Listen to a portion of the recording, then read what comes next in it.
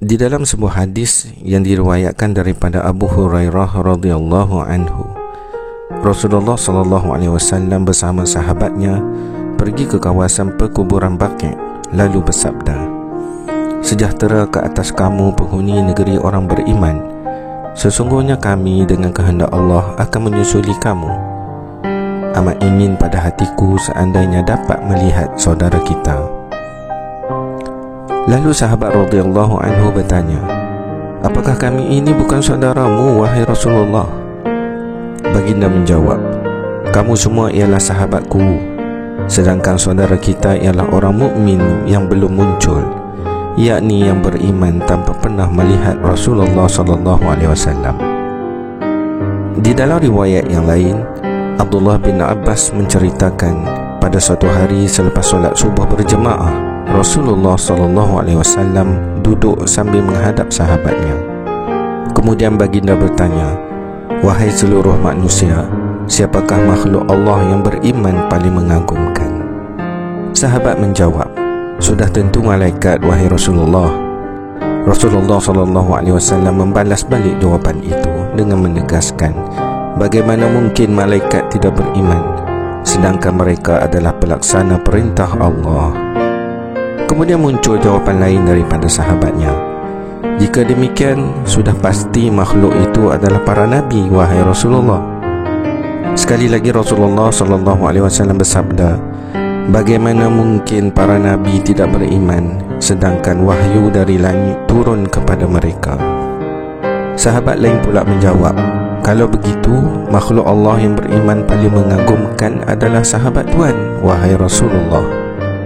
Rasulullah sallallahu alaihi wasallam sekali lagi bersabda, "Bagaimana mungkin sahabat-sahabatku tidak beriman, sedangkan mereka menyaksikan apa yang mereka saksikan mengenai diriku. Mereka bertemu terus denganku, melihatku, mendengar kata-kataku, dan juga menyaksikan dengan mata kasar tanda-tanda kenabian dan kerasulanku."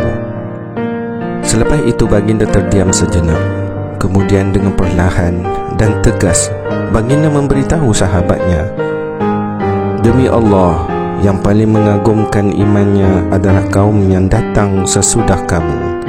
Mereka itu beriman kepadaku, padahal mereka semua tidak pernah bertemu denganku.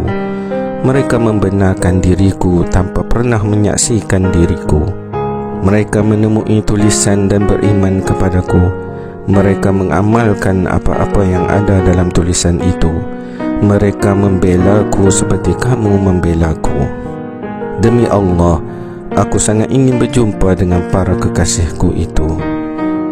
Kemudian baginda SAW membaca surah Al-Baqarah ayat yang ketiga yang bermaksud, "Mereka yang beriman kepada yang gaib, mendirikan solat dan menginfakkan sebahagian daripada apa yang kami berikan kepada mereka." Selesai membaca ayat itu, Rasulullah SAW melafazkan, "Berbahagialah orang yang pernah melihatku dan beriman kepadaku. Berbahagialah orang yang beriman kepadaku padahal tidak pernah melihatku." Inilah cinta luar biasa Nabi Muhammad SAW terhadap umatnya.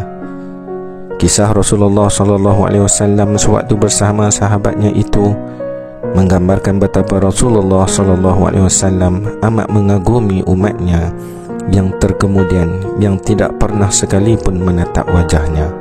Walaupun mereka tidak berpeluang bersemuka, mengadu dan mengajukan persoalan mengenai hal ehwal agama atas isu kehidupan seharian, tetapi mereka masih menjunjung tinggi setiap ajaran di bawah baginda.